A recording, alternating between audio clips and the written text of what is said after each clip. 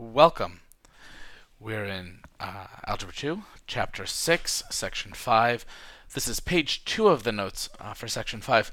We begin with example 2, where you have to graph a cube root function. This is meant to be a little bit of a contrast with the one from before, the prior example, which was a square root function. So we're supposed to graph y equals -1/2 times the cube root of x. Okay. And state the domain and range. And then make a comparison. Okay. Good times. So let's go ahead. Recommended t-chart just to get us through the day. If you stick in -2, you'll get about 0.63. If you stick in -1, you will get exactly 1/2 or 0.5. If you stick in 0, you'll get 0. If you stick in 1, you'll get -0.5. And if you stick in 2, you get -0.63. Well, that's good enough for a graph to get going. So let's go over to the chart. So -2 is 0.63-ish. So that's yay ish. -1 is 0.5-ish. Sorry, not ish on this one. It is 0.5. 0 is 0. 1 is -0.5. And 2 is -0.63-ish. There we go.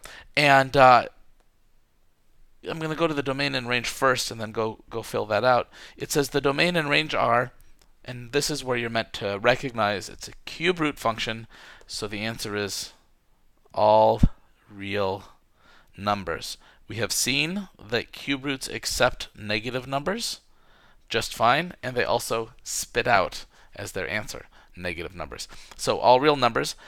Again, if you want to look cool, and unfortunately cool is here defined as something your middle-aged math teacher thinks is interesting, an R with a double back saves you some time, makes you look smart, is not a big deal, however.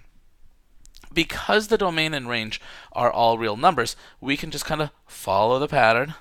We could have substituted in more numbers if we were so inclined. And throw some arrows on both ends this time because it does not begin or end at any one spot. That's it. And then we're supposed to make this comparison. So it says the graph of y equals -1/2 times the cube root of x is a vertical, and this time we're talking about a vertical shrink of the parent graph of y equals cube root x by a factor of 1/2. Followed by a reflection in the x-axis. So we're talking about the 1/2 makes it half as tall as it would be otherwise, and then the negative makes it flip over. Probably best to think about this with lines. Again, if your slope is 1/2, it's not as steep as before, and if it's a negative number, it's upside down. It's going the wrong way. Well, it's the right way. It's just different than a positive slope.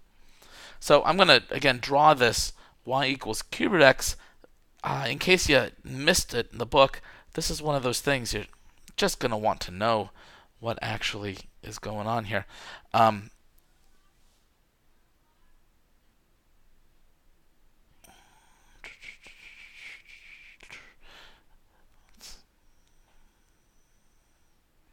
Something like this. Arrows on both ends. And so hopefully you can see that this this red line, or this red cubic graph, is half as tall as the other one. So that's interesting. Let's go down to the checkpoint. So if we go down to this checkpoint, then we have to graph y equals 2 times the cube root of x. We could make an xy chart pretty easily. I also can tell you that if you took a moment to try it with an xy chart, you'd find that 0 is 0. It's not very interesting there. And then 1 is 2. And -1 is -2. And you're kind of looking at this general shape.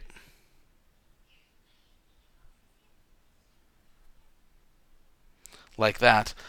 We're asked to state the domain and range.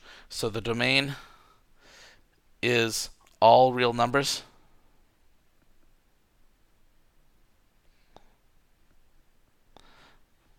it does become tedious to write all real numbers over and over again. Just saying, if you wanted to look smart, you could just say the domain is all real numbers. Though you would have to have quite so much flair on the R. And then the range, again, all real numbers. This is going to be true of any odd root graph, right? So any cube root graph, any fifth root graph, etc. The domain and range are always all real numbers. Boom. All right, number 2, the contrast. -2 square root x. Okay, so you stick in 0 maybe and you get 0. Okay. You stick in 1, you'll end up with -2. And if you stuck in if you stuck in 4, you'd end up with -4, which is all the way down here. There are other decimal ones along the way you could do if you weren't feeling super confident.